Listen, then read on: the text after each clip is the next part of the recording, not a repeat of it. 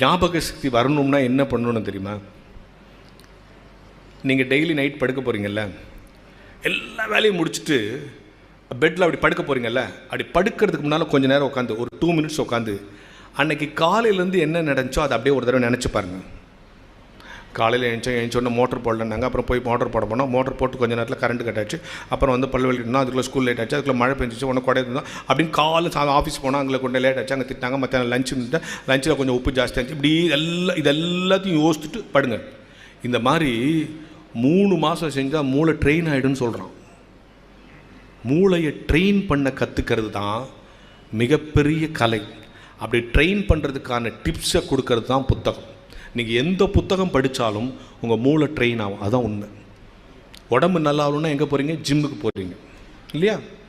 மனசும் மூளையும் நல்லா ஆகும்னா புத்தக வாசிப்பு தான் ஒரு மனிதனை உயர்த்தும். எல்லாம் யோசித்து பாருங்கள். இந்த உலக